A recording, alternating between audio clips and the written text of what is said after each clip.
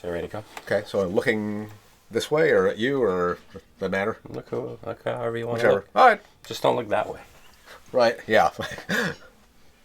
Well, Ray, let me tell you about hibiscus.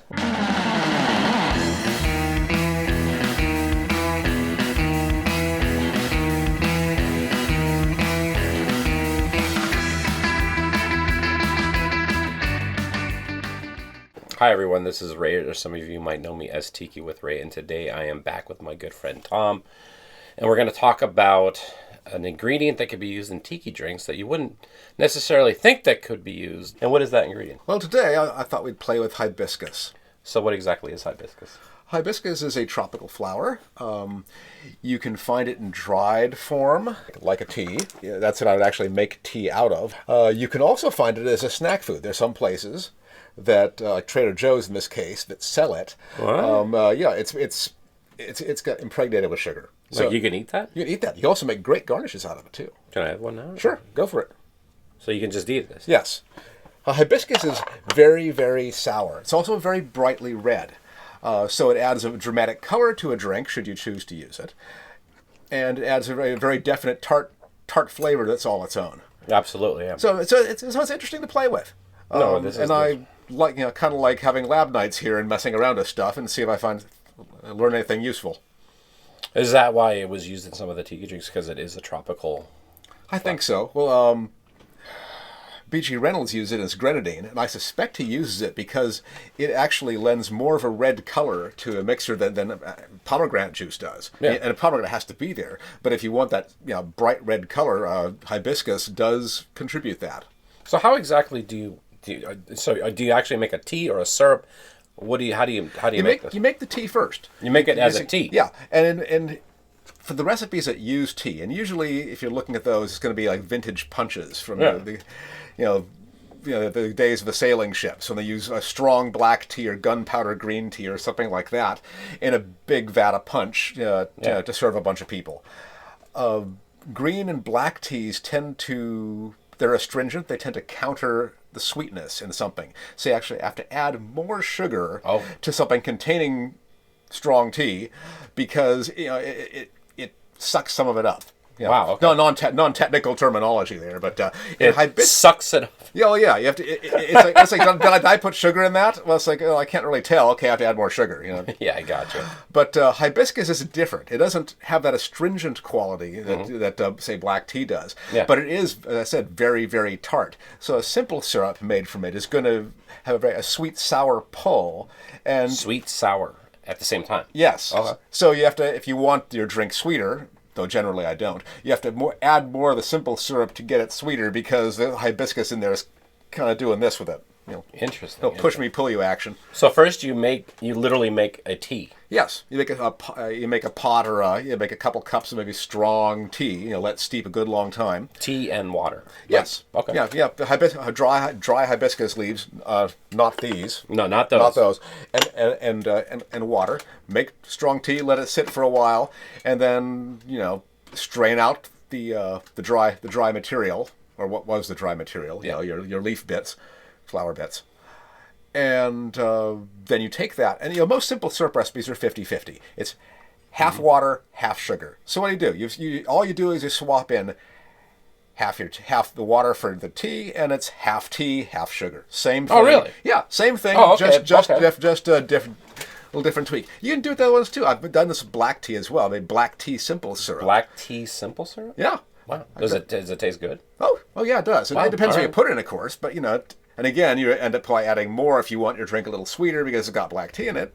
But, it's fun to play with. So where can you buy hibiscus tea at? Well, hibiscus tea, it's usually sold, I say loose leaf, but again, it's a flower. Yeah. But it's sold loose leaf at places like Tasing Momo. I think Dandelion and Ballard carries it in Seattle here. You probably find it in some specialty bulk sections. Okay. So it's not that difficult. No, it's not. If you probably find a place like Cost Plus World Market too, though it might be in some shishi packaging in a test tube or something and cost you a little more. But as opposed to buying it bulk. But it's reasonably available. And in your opinion, what do you think it adds to a drink? Well, it has its own flavor. So it Has its own flavor. Yeah, Okay. it tastes. Hibiscus tastes kind of like hibiscus.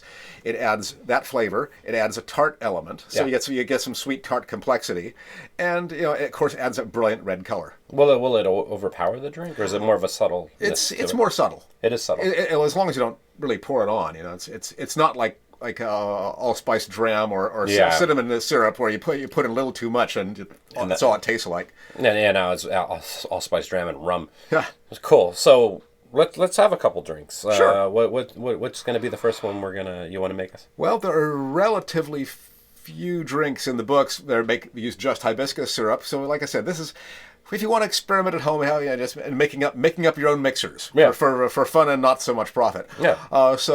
The 3 drinks I had in mind are all home brews. Okay. The first is called the Jungalero. The Jungalero. It is fresh basil, simple syrup, hibiscus syrup, because we're diluting down the sting of hibiscus a little bit with regular simple syrup. Uses this product from a distillery in Astoria. They've changed their name a few times now. I'm not sure if I'm current on what their name is, but they're easy enough to look up. It's a lemon ginger vodka. Okay. So not a standard tiki propellant, but a fun one to play with again. Yeah. Lime and Angostura. Cool. Well, let's get mixing. Let's get mixing. Okay. Well, you'll get mixing. I'll enjoy the drink. Yeah, fair enough. We'll come right back at you after this. Hey gang, we'll get back to the tiki conversation here in just a second, but I want to let y'all know they have t-shirts for sale. They are screen printed in America. The artist is Tony Canepa, and they're going for $20 a piece, $25 including shipping. If you're interested in buying one, go to my website, tikiwithray.com, and then there's a tab that says buy a t-shirt. Click on there and just follow the prompts. So thank you very much. And let's get back to the tiki conversation now. Okay, well, this is the Jungalero. The Jungalero. One of my concoctions to use the syrup I decided to make one day. So you came up with this drink? Yeah. Okay, cool. Yeah. It's muddled basil, which is why it's appearing also in the garnish. I used a couple of those candied hibiscus flowers from Trader Joe's in the garnish as well, because it's pretty. Yeah. And one of the reasons to use hibiscus is that it's photogenic. There's only 1.5 teaspoons of hibiscus in each of these drinks. It's a nice rosy blush it gives them. It's a great color. Absolutely. Well, let's try this thing. Sure thing. So here's the hibiscus. Cheers.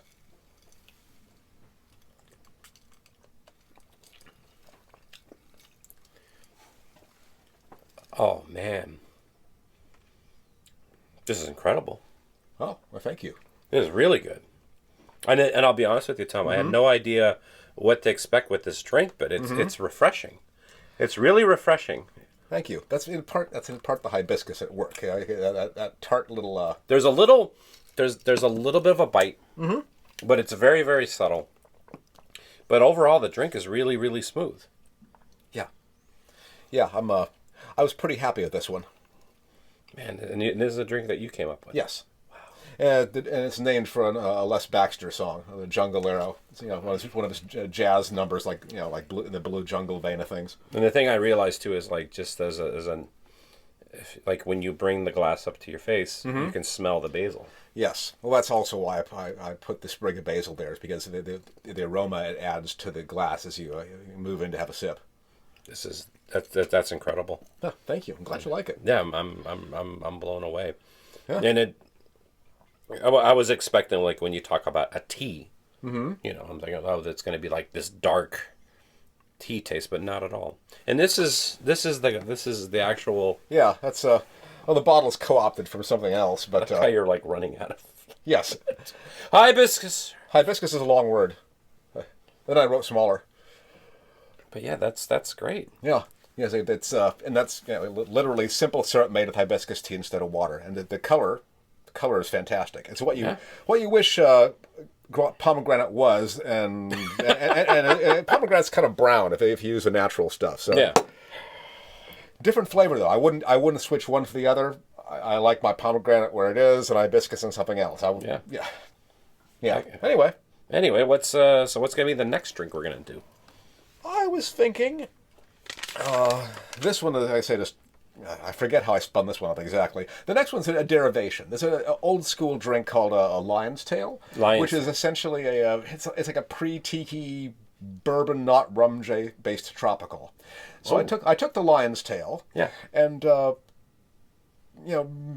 rejiggered it a bit to make it with rum instead to make it a little more tropical. Yeah. And redubbed it the lark's tail for my wife's burlesque MC act. Unlike the last one, which I made up to go with a spirit we brought home from a road trip. Yeah. This one is a riff on the lion's tail, a classic cocktail that's pre-tiki, made with bourbon, not rum. So there's bourbon in this? No. The original lion's tail has some tropical notes. So this is one of those easy things where I think, oh, what would happen if I took this drink and I say replaced the bourbon with rum? Okay. And maybe just rejiggered it just a little bit to get make it maybe even a little more tropical. Okay. So in this case, I threw in hibiscus to kind of pump the tropical up a little bit. I put in Appleton instead of bourbon, and more or less went with the drink as given. Otherwise, all right. Well, let's give this a shot. Which one? You're still purple. I'm still purple. Yeah. All right. So let's try this. Cheers. Cheers.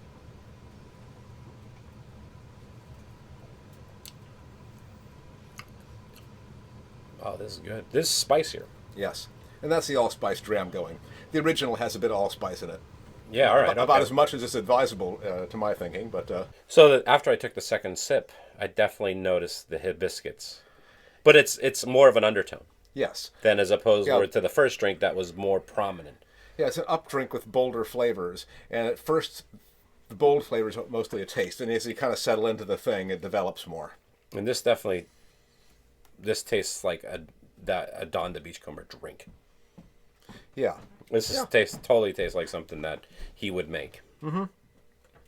Yeah, well, strictly speaking, it's I'd say it's pre-tiki, but yeah, it didn't take much adaptation to get that old bourbon drink to do this. Oh, this is a great drink.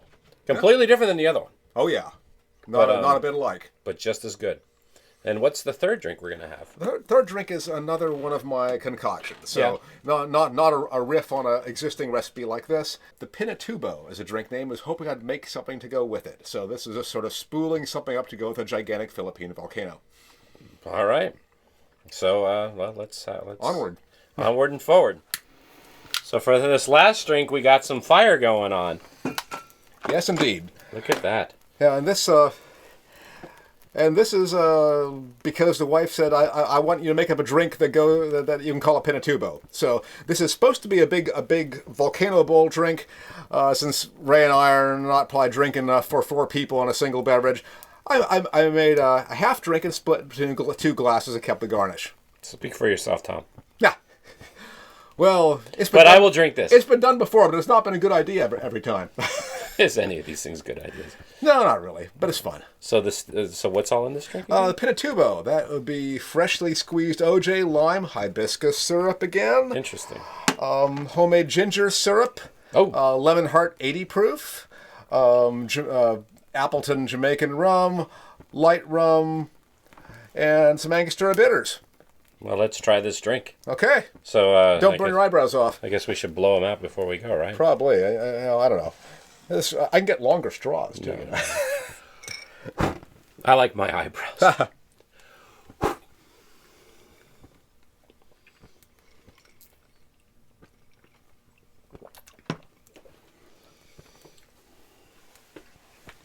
Wow, that is good.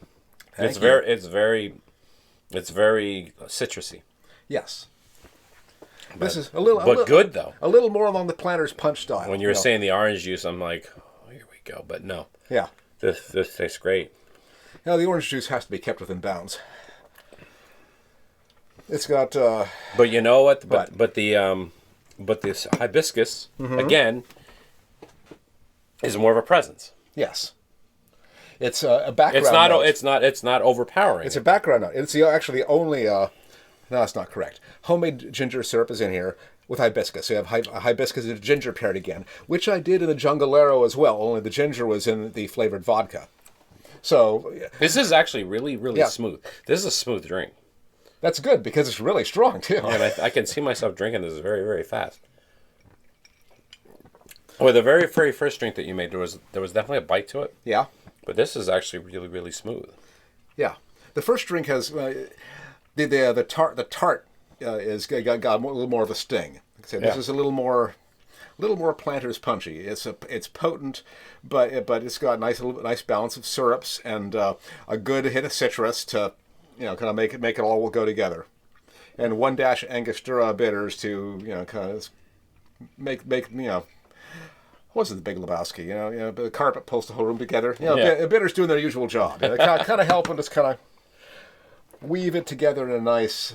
Well, I'll tell you what. I mean, who would have thought like hibiscus would be used to make tiki drinks? But these drinks, all 3 of these drinks are incredible. Thank you. And different drinks, very, very drastically different from each other. Mm-hmm. But you can still taste the hibiscus. It adds its taste to it, and that's awesome. This is great. Yeah, color-wise, the first one is actually the best to showcase it. In the second one, the allspice dram, the brown kind of is starting to take over, and this the lemon heart and Jamaican rums are. So it's the rosiness was actually best demonstrated in the first one. Yeah, but the flavor is also interesting. No, absolutely. So there you go. Yeah. Tom, thank you for coming on the show. Absolutely. Let's finish these drinks.